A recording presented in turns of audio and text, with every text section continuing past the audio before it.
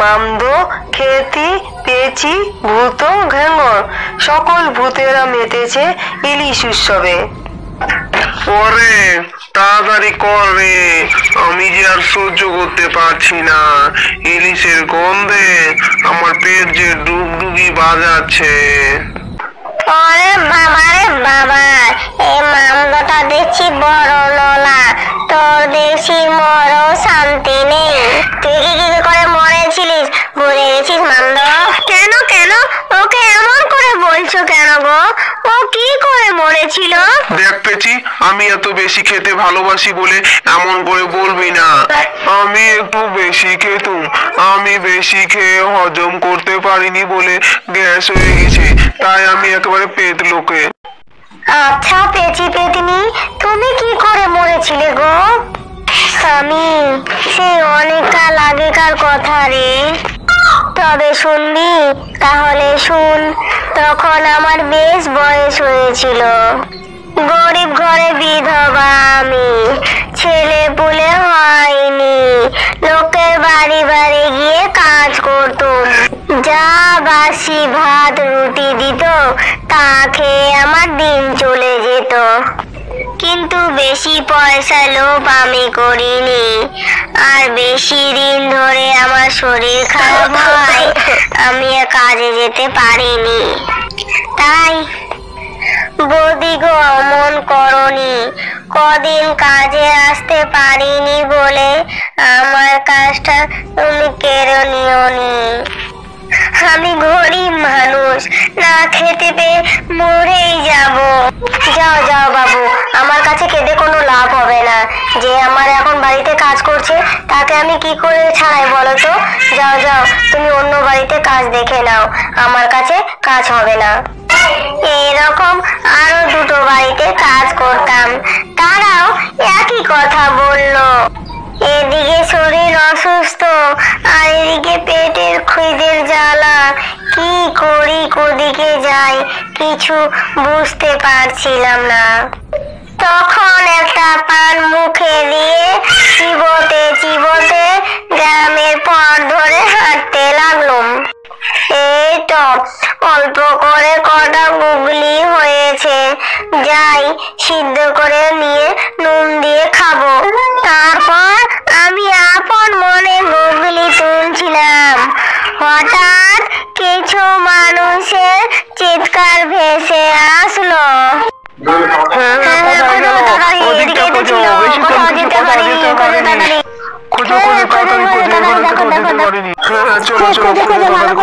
এই তো এখানে এই পুকুর পাড়ে লুকিয়ে বসে আছে।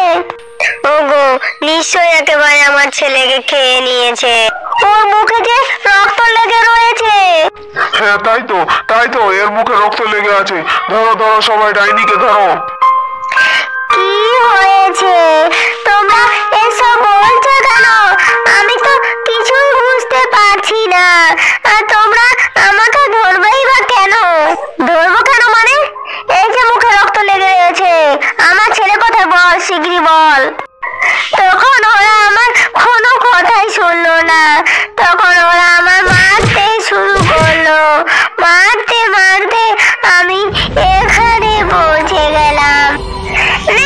এবার খাওয়া শুরু কর। কথা বলতে বলতে অনেক দেরি হয়ে গিয়েছে। মামদো, এবার ঘোরাঘুরি করে শুরু করে দে।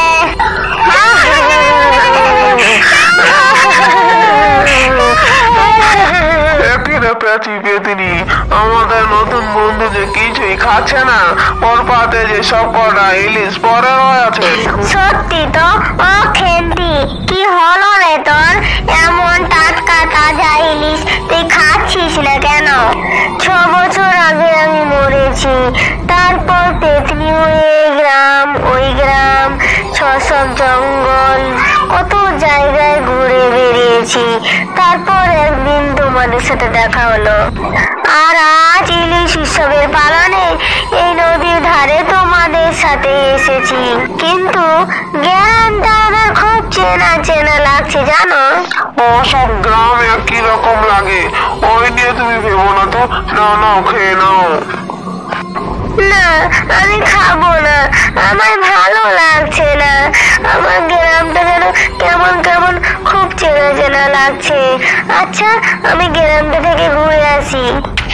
এই কথা বলে খেন্তি সেখান থেকে উড়ে চলে যায়। তারপর মামদো চুপচাপ কোনো কথা না বলে খেন্তির পাতের মাছ খেয়ে নেয়। টাটকা ইলিশে কি স্বাদ। এরপর রাতের বেলায় যখন খেন্তি পেতনি গাছের ডালে একটা বসেছিল, তখন সে একটা ছেলের কান্নার আওয়াজ শুনতে পায়। ওরে বাবা, কে তুমি? আমার মেরো না, বাঁচাও, কে কোথায় আছো? আমাকে বাঁচাও। এত রাতে একটা বাচ্চার কান্না শোনা যাচ্ছে। কান্নাটা তো ওই দিক থেকে আসছে। কই যাই তো, গিয়ে দেখি একবার। এই কথা বলে খেন্তি পেতনি সেখানে উড়ে যায়, আর সেখানে পৌঁছে গিয়ে দেখে এবার তোকে কে বাঁচাবে? কেউ বাঁচাতে পারবে না। এই মামদো ভূতের হাত থেকে কেউ বাঁচাতে পারবে না তোকে। কি করছো মামদো ভূত? ও তো একটা বাচ্চা ছেলে, একে তুমি? কতদিন পর একটা কচি মানুষের বাচ্চা পেয়েছি বলে কথা। সত্যি তোমার বড্ড নালা। আমি এই ছোট ছেলেকে কিছুতেই যেতে দিব না। এই কথা বলে খেন্তি পেতনি ছেলেটাকে নিয়ে সেখান থেকে অদৃশ্য হয়ে যায়। তখন মামদো বলে, ও খেন্তি, আমি ছেলেটিকে মজা করছিলাম গো। আমি ছোট ছেলেটিকে একা পেয়ে ভূতের ভয় দেখাচ্ছিলাম। এদিকে তখন খেন্তি পেতনি ছেলেটিকে নিয়ে দূর এক পুকুর পাড়ে এসে বসে। তারপর তাকে জিজ্ঞাসা করে, তোমার নাম কি সোনা? আমার নাম রিপন। মা যখন বেঁচে ছিল তখন আমায় রিপু বলে ডাকতো। রিপন, রিপু, তোমার বাবার নাম কি? তোমার বাড়ি কোথায়? ওই তো পুরো বটের তলায় পুকুর পাড়ে ওই বড় বাড়িটাই আমাদের। আমার বাবার নাম শিবা বিশ্বাস। তুই আমার ছেলে রিপু, কিন্তু এত রাতে জঙ্গলে কি করছিস বাবা? আমার নতুন মা খুব রাগী জানো। আজ সকালবেলা এই নাও দুধটা ধরো, গেল আর আমায় উদ্ধার করো। আমার যেন কোনো কাজ নেই, সারাদিন খালি ওনার ছেলেকে সামলাও। এদিকে আমার দিকে নজর নেই তার। কি হলো, দুধটা গেল তাড়াতাড়ি। দুধটা গরম নতুমা, গ্লাসটা ভালো করে ধরতেই পারছি না। খেতে গেলে তো মুখটাই পুড়ে যাবে। এই যা গেল গেল, আমার সব গেল। হতচ্ছাড়া ছেলের দুধও ফেললো, আবার আমার গ্লাসটাও ভাঙলো। কত সাধ করে আমার দাদা ভাইপো উপহার হিসাবে আমায় দিয়েছিল। বেরো এখান থেকে, দূর। আমার হাড় মাছ ভাজা করে খেলো গো। তারপর নতুন মা মারতে মারতে আমাকে বাড়ি থেকে বের করে দিল। বাবাও ব্যবসার কাজে শহরে গিয়েছে। 3-4 দিন না হলে বাবা ফিরবে না। তাই এতটুকু ছেলেটাকে ভর সন্ধ্যেবেলা কেউ বার করে নাকি? দাঁড়া, ওর মজা আমি দেখাচ্ছি। চল তুই আমার সঙ্গে। তারপর খেন্তি রিপনের হাত ধরে বাড়ির সামনে এসে দাঁড়ায়। খেন্তি রূপ বদল করে শিবার রূপ ধারণ করে। তুই এখানে দাঁড়া রিপু, আমি যখন ডাকবো তখন ভিতরে আসবি। তারপর শিবা রূপে খেন্তি বাড়ির ভিতর ঢুকে বাড়ির উঠানে ডাক দেয়। সোনালি, ও সোনালি, কোথায় গেলে গো? এ কি, তুমি এত তাড়াতাড়ি ফিরে এলে যে? তোমার 3-4 দিন বাদে তো ফিরে আসার কথা ছিল গো। হ্যাঁ হ্যাঁ, যে কাজে গিয়েছিলাম সেটা মিটে গিয়েছে তাড়াতাড়ি। কিন্তু রিপন কোথায়? ওকে তো দেখতে পাচ্ছি না। রিপন, ও তো আমার কোনো কথা শোনে না। কত করে বারণ করলাম সন্ধ্যেবেলা খেলতে বেরো না, তবুও বেরিয়ে গেল। বলল বাবা এখন আমার বাড়ি নেই, আমার যা খুশি আমি তাই করব। বটে, কিন্তু খেলতে যাওয়ার আগে সে কিছু খেয়ে গেছে? খাইনি, আবার সারাদিন শুধু খাওয়া আর খাওয়া। আমি ওকে একটুও কাজ করতে দেই না, আর একটুও বকি না। তবু আমার কোনো কথা শোনে না, শুধু খায় আর খেলতে চলে যায়। তাই নাকি সোনালি? বাবা রিপন, রিপু, ভিতরে আয় তো। এ কি, তুমি তুমি এইভাবে কথা বলছো কেন? বলি শুনছো? আজকের মতো অনেক মাছ পেয়েছি, এবার চলো ফিরে যাই। দাঁড়াও চুমকি, আর একবার জালটা ফেলে দেখি, যা মাছ পেয়েছি তাতে ভাত ডাল হয়তো হয়ে যাবে, কিন্তু ঘরে যে সন্তান রয়েছে তার মুখে ভালো কিছু তুলে না দিলে হয়। তারপর আচ্ছা বেশ, আর মাত্র একবার। একে তো বৃষ্টি সমানে সমানে চলছে, আর মেঘ যা করেছে বৃষ্টি তো মনে হয় না থামবে, এদিকে সন্ধ্যা হয়ে আসছে। এই কথা হবার পর রজনী জালটিকে আরো একবার পদ্মা নদীতে ফেলে, আর বৃষ্টির বেগ যেন বেড়েই চলেছে, আর ঘন ঘন বাজ পড়ছে। বলছি শুনছো, আমার খুব ভয় করছে, চলো ফিরে যাই। হ্যাঁ হয়ে গেছে, চলো এবার বাড়ি ফিরে যাই। রজনী ও চুমকি জাল কাঁধে ও মাছের হাঁড়ি মাথায় নিয়ে বাড়ি ফিরে যায়। কি হঠাৎ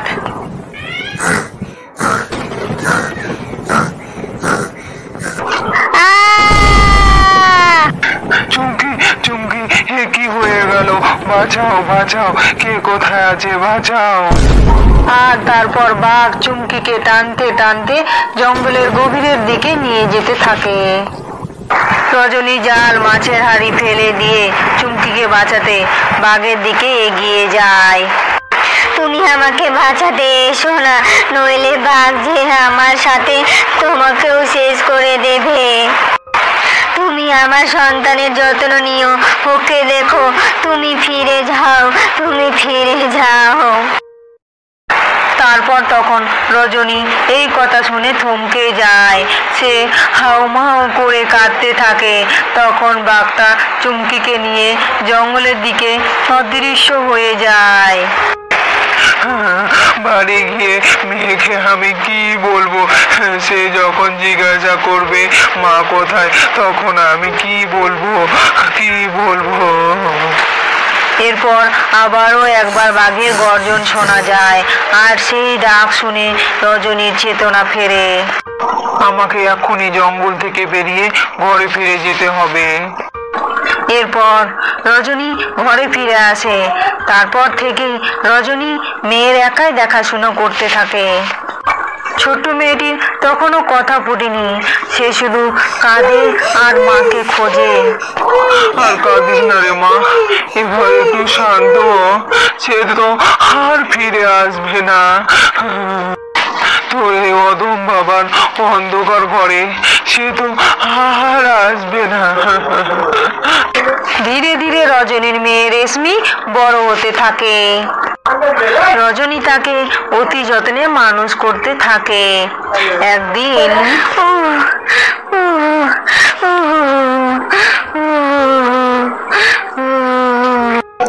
তোর খুব কষ্ট হচ্ছে না রে মা? এখন আমি ওষুধ কোথায় পাই? আর কবিরাজের বাড়িও তো অনেক দূর। তোকে জ্বর গায়ে একা রেখে সেখানে যাই কি করে? মা গো, মা গো, কি কষ্ট হচ্ছে, কি কষ্ট হচ্ছে। না না, আমাকে ওষুধ আনতে যেতেই হবে, মেয়েটা বড্ড কষ্ট পাচ্ছে। এই কথা বলে রজনী বাধ্য হয়ে মেয়েকে ঘরে একা ফেলে রেখে চলে যায়। বলছি একটু দাঁড়ালে ভালো হতো। এই অন্ধকারে একলা বউ মানুষ, আর আমাকে দাঁড়ালে চলবে না গো। আমার ঘরে যে অসুস্থ মেয়ে রয়েছে, আমাকে ওষুধ আনতে এখনই যেতে হবে। তাই জন্য তো বলছি, ওই যে একটা গাছ দেখা যাচ্ছে, ওই গাছের পাতা তুলে বেটে খাইয়ে দিলে মেয়ে ভালো হয়ে যাবে। তুমি ঠিক বলছো, আমি এক্ষুনি নিয়ে যাচ্ছি। দিশাহারা রজনী কিছু না ভেবে দ্রুত গাছের পাতা তুলে নিয়ে চলে যায়, আর বাড়ি পৌঁছে সেই পাতা বেটে মেয়েকে খাইয়ে দেয়। কিছুক্ষণ পর, বাবা তোমার কি হয়েছে? তুমি এমন করে আমার দিকে তাকিয়ে আছো কেন? কিছু না, তোর একটু জ্বর হয়েছিল, তাই একটু ওষুধ দিয়েছিলাম। এখন তোর শরীরটা কেমন লাগছে মা? আমি ভালো আছি বাবা, তুমি আর কোনো চিন্তা করো না। আর এভাবে রজনী রেশমির দিন কাটতে থাকে আর চুমকি তাদের চারিদিকে ছায়ার মতো ঘুরতে থাকে। রেশমির যে কোনো কষ্টে, রজনীর যে কোনো সমস্যাতে চুমকি তাদের নানান ভাবে সাহায্য করতে থাকে। একদিন ও বাবা, কতক্ষণ তো হয়ে গেল নদীতে জাল ফেলেছো, এবার জালটা তোলো। এই তো মা তুলছি, সকাল থেকে কতবার জাল ফেললাম, আজ তো কেন একটাও মাছ উঠছে না, কিছু বুঝতে পারছি না। এই কথা শুনে চুমকির আত্মা নদীর জলে ডুব দেয় আর জাদু করে রজনীর জালে অনেক মাছ এনে দেয়।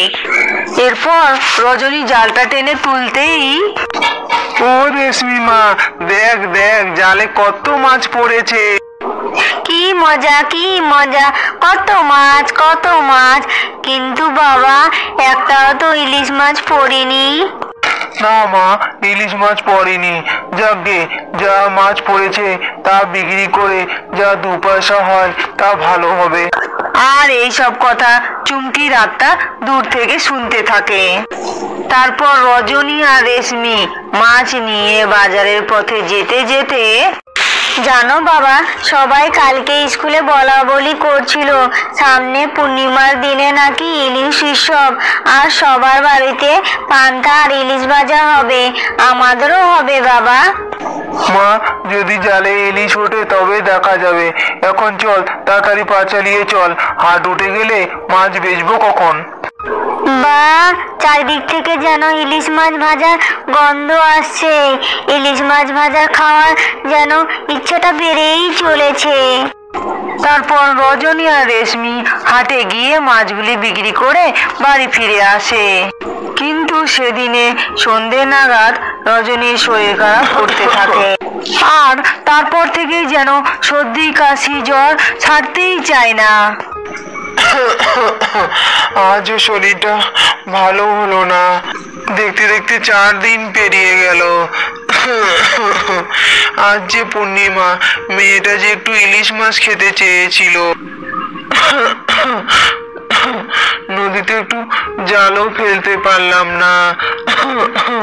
মা তুলি কোথায়? যাই বাবা, উঠানে আছি, এক্ষুনি আসছি। রেশমি তাড়াতাড়ি করে ঘরে ফিরে আসে। ডাকছিলে বাবা, কিছু লাগবে? জল দিব? ওরে না রে, কিছু লাগবে না। এই কপাল পড়া বাপের আর কত যত্ন করবি।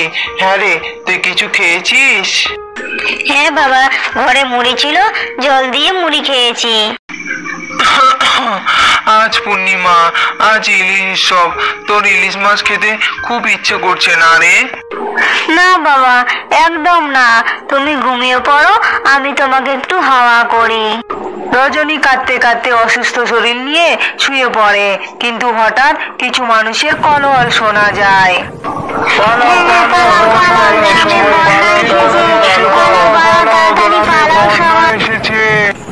তখন একটা লোক রেশমিদের বাড়ির বাইরে দাঁড়িয়ে চিৎকার করে রেশমিকে ডাকতে থাকে। রেশমি, রেশমি, তাড়াতাড়ি শুন একবার। কি বলছো কাকা, কি হয়েছে?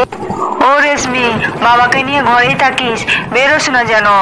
নদীতে বানের জল দুকুল ছাপিয়ে গ্রামে হুড়হুড় করে ঢুকছে। এখন আমি চললাম, সাবধানে থাকিস। কিছুক্ষণের মধ্যেই বানের জল হুড়হুড় করে রেশমিদের উঠানে চলে আসে, আর সেই জলের সাথে বাবা, বানের জলের উঠানে কত ইলিশ মাছ উঠে এসেছে, দেখবে এসো। যাই, আমি তাড়াতাড়ি করে জালটা নিয়ে আসি। তারপর রেশমি ছোট্ট ঘরে চলে যায় আর জাল এনে অনেক অনেক ইলিশ মাছ ধরে ফেলে। রেশমির এই আনন্দ ডাঙ্গায় বসে রজনী দেখতে থাকে আর গাছের ডালে বসে দেখে চুমকির আত্মা। বাবা, তুমি ঘরে গিয়ে শুয়ে পড়ো, আমি চট করে উনুনটা জ্বালিয়ে ভাত দুটো ফুটিয়ে আনি, আর সাথে ইলিশ মাছ ভাজা। সাবধানে করিস মা, আনন্দে চোটে বিপদ ডেকে আনিস না। তারপর রেশমি রান্নাঘরে গিয়ে উনুন জ্বালিয়ে দুটি করে কচি কচি হাতে গরম গরম ভাত আর মাছ ভাজা রান্না করতে থাকে। তারপর থালায় ভাত মাছ ভাজা সাজিয়ে ঘরে নিয়ে আসে। নাও বাবা, চটপট ভাত খেয়ে নাও, দেখিনি একটুকু ভাত ফেলা চলবে না। আর এমন মধুর দৃশ্য দু চোখ ভরে দেখতে থাকে চুমকির আত্মা। তুই আর কোনো চিন্তা করিস না মা, তোর এই ছোট ছোট ইচ্ছা আমি যথাচেষ্টা পূরণ করে যাব। আমাদের গল্প এখানেই শেষ। আমাদের গল্প যদি ভালো লেগে থাকে তাহলে ভিডিওকে লাইক করে চ্যানেলকে সাবস্ক্রাইব করে দিন। আর নতুন নতুন গল্প দেখার জন্য বেল আইকনটি প্রেস করে দিন। ধন্যবাদ বন্ধুরা, সকলে ভালো থাকুন।